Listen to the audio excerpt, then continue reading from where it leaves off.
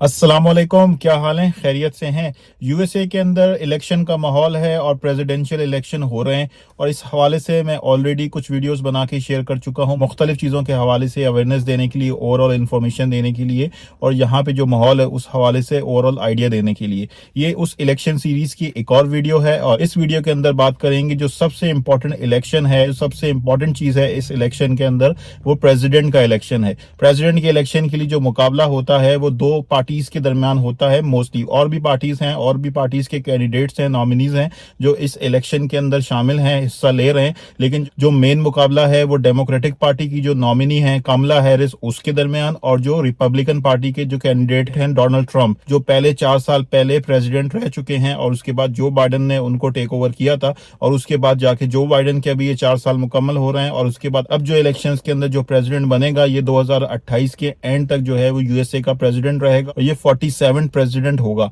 तो इस इलेक्शन के अंदर जो मेन मुकाबला है वो डेमोक्रेटिक पार्टी की कमला हैरिस और रिपब्लिकन पार्टी के डोनाल्ड ट्रंप के दरमियान है। तो इसमें ये डिसाइड होगा कि अगला प्रेसिडेंट कौन होगा यूएसए का, और जो चांसेस मुझे पर्सनली नजर आते हैं वो डोनाल्ड ट्रंप के ज्यादा नजर आते हैं। इस वीडियो के अंदर मैं बात करने की एक ओवरऑल आइडिया देने की कोशिश करूंगा कि मुसलमानों के लिए कौन सा उम्मीदवार ज्यादा बेहतर है, या ओवरऑल जो मुझे चीजें नजर आ रही हैं उसके हवाले से मेरा क्या ओपिनियन है और जो चीजें हो रही हैं यहाँ यूएसए के अंदर उसके हवाले से थोड़ी सी बात करेंगे। अच्छा, अगर हम ओवरऑल जो दोनों प्रेसिडेंशियल कैंडिडेट हैं उनके हवाले से बात करें और मुसलमानों के पॉइंट ऑफ व्यू से बात करें, इन दोनों में से कोई भी ऐसा नजर नहीं आएगा जो खुलेआम किसी कम्युनिटी के अगेंस्ट में बात करता हुआ नजर आए। ऑब्वियसली इलेक्शन का माहौल है, इलेक्शन के माहौल के अंदर कोई भी ऐसा नहीं होगा जो किसी एक कम्युनिटी को, और खासकर जो एक बड़ी कम्युनिटी है यहाँ यूएसए के अंदर, क्योंकि यूएसए जो है वो इमिग्रेंट्स का मुल्क है, तो इस मुल्क के अंदर बहुत सारी तादाद के अंदर मुसलमान बसते हैं, मुसलमान कम्युनिटी बहुत बड़ी तादाद में मौजूद है। तो इलेक्शन का माहौल और बड़ा सख्त मुकाबला हो सकता है। बहुत सारी स्टेट्स यहाँ पे स्विंग स्टेट्स कहलाती हैं और आई थिंक जिसमें मिशिगन एक स्टेट है, जिसमें नॉर्थ कैरोलिना एक स्टेट है, और इन स्टेट्स को जो है वो स्विंग स्टेट तस्वुर किया जा सकता है,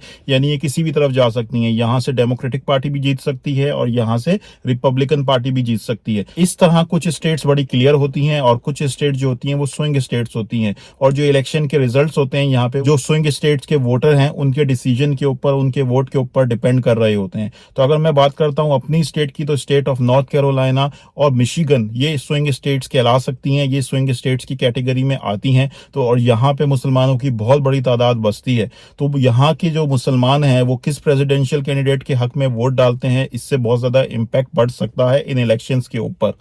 तो इसी वजह से इन दोनों में से कोई भी ऐसा कैंडिडेट शायद मुझे नजर नहीं आए या मेरी नॉलेज में नहीं है जो मुसलमान कम्युनिटी के अगेंस्ट में बात कर रहा हो। लेकिन मुसलमान कम्युनिटी के क्या मसाइल हैं, उनकी क्या प्रेफरेंसेस हैं, क्या इनको पता है, क्या वो इनकी पॉलिसी का हिस्सा है, क्या वो इनकी प्रेफरेंसेस हैं, तो ऐसा भी देखने को शायद ना मिले। लेकिन ओवरऑल जब ये बात कर रहे होंगे तो ऑब्वियसली ये मुसलमानों को नाराज नहीं करेंगे, और ऑब्वियसली जो भी बात कर रहे होंगे उसमें पूरे अमेरिका के हवाले से बात कर रहे हैं। और ऑब्वियसली जब इलेक्शन का माहौल बना हुआ है और आप प्रेसिडेंट के उम्मीदवार हो तो आपने पूरे अमेरिका, पूरे मुल्क की ही बात करनी है, और उसमें आपने किसी एक कम्युनिटी की तरफ आपने बायसनेस नहीं दिखानी, और आई थिंक ऐसा ही माहौल नजर आ रहा है।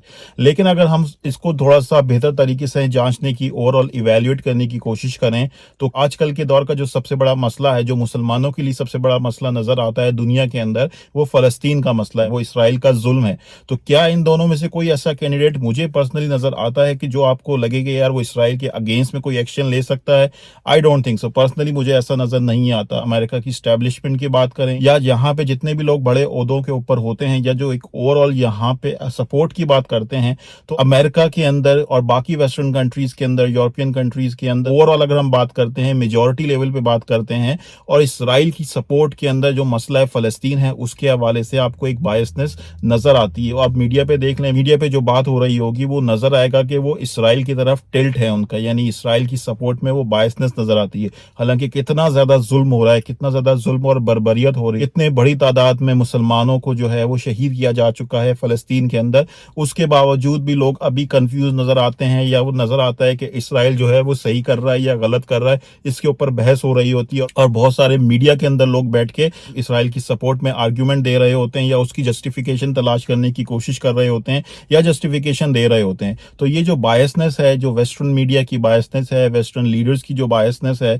उनकी जो सपोर्ट है टूवर्ड्स इसराइल, वो आपको देखने को मिल जाएगी। अगर मोर और लेस इसी एनवायरनमेंट को देखें, इसी सारी पिक्चर को देखें, तो यहाँ पे भी जो लीडर्स हैं, चाहे वो कमला हैरिस है, चाहे वो डोनाल्ड ट्रंप है, ये प्रो इसराइल ही होंगे, ये इसराइल के अगेंस्ट में कोई चीज नहीं करेंगे। लेकिन इस सारी चीजों को सामने रखते हुए इनमें से कौन ऐसा बेहतर हो सकता है जो फलस्तीन के अंदर जो जुल्म हो रहा है इसराइल की तरफ से, या जो जंग हो रही है, इसको रुकवा सकता है, या इसके लिए कुछ ना कुछ एफर्ट कर सकता है, जिससे कम से कम मुसलमानों के ऊपर जो जुल्म हो रहा है, जो मुसलमानों की जानें ली जा रही, उनको रोका जा सकता है। तो इस हवाले से सोचा जा सकता है। अदरवाइज अगर कोई ये सोचे कि यार ये प्रेसिडेंट आएगा या ये प्रेसिडेंट सेलेक्ट होगा और ये इसराइल के अगेंस्ट में एक्शन लेगा और फलस्तीनियों के हक में एक्शन लेगा, तो इस चीज के चांसेस या इस चीज की उम्मीद मुझे पर्सनली नजर नहीं आती। बाकी जो कुछ हो रहा है मीडिया के ऊपर, बाकी जो इनकी पॉलिसीज हैं, जो इनके बयानात हैं, इसराइल के फेवर में कौन ज्यादा है या इसराइल को कौन ज्यादा सपोर्ट करेगा, वो आप जाके खुद चेकआउट कर सकते हैं, मीडिया के ऊपर देख सकते हैं, इंटरनेट के ऊपर जाके रिसर्च कर सकते हैं।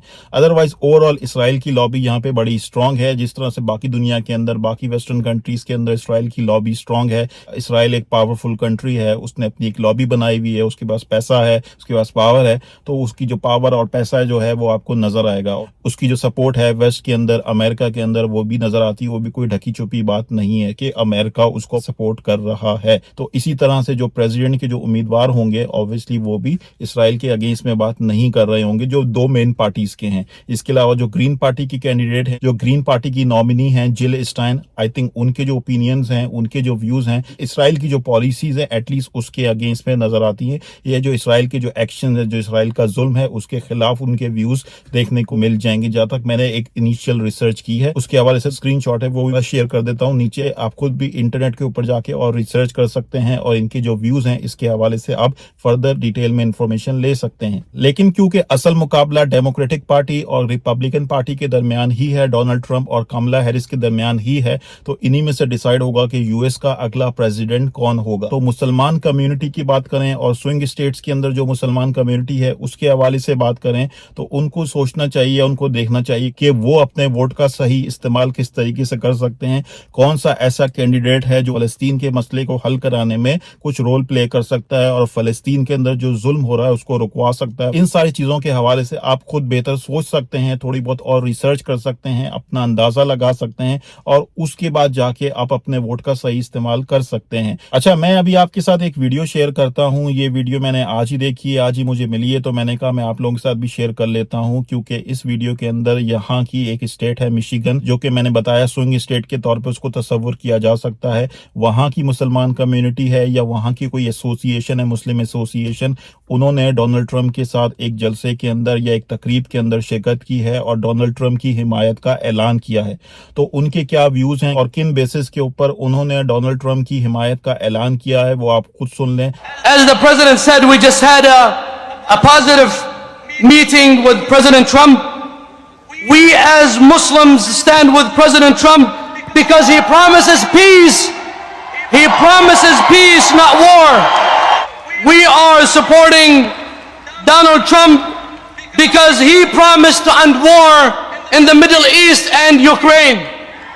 The bloodshed has to stop. And I think this man can make that happen. I personally believe that God saved his life twice for a reason, which is to save the lives of others. We support Donald J. Trump for his commitment to promoting family values and protecting our children's well-being, especially when it comes to curriculums and schools. We as Muslims support this man because we believe that he will be a president for all Americans, embracing every race, color, and religion. We are with President Trump because we want a strong border, and we agree with President Trump that anyone who wants to come to this country is welcome, but he has to do that through legal pathway. We are with President Trump because we want a strong economy. Don't you want that? To make America great again through peace and justice for all. All right, God bless you all and God bless America.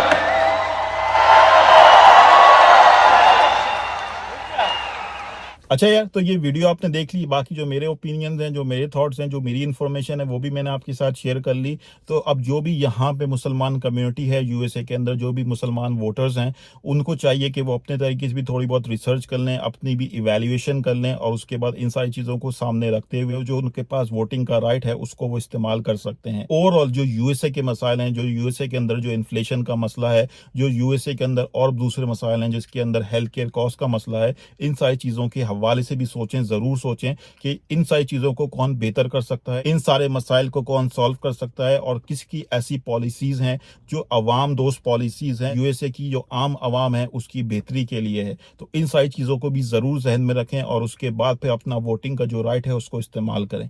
Hopefully आपको कुछ ना कुछ बेहतर information इस video के through मिल गई होगी, कुछ ना कुछ चीज़ों के हवाले से बेहतर आइडिया हो गया होगा। अगर आपको वीडियो पसंद आई है तो उसको लाइक कीजिएगा। अगर आप किसी के साथ शेयर करना चाहते हैं तो आप वीडियो को शेयर भी कर सकते हैं, ठीक है। So that's it from my side. Thank you very much. Good bye. अल्लाह हाफिज़।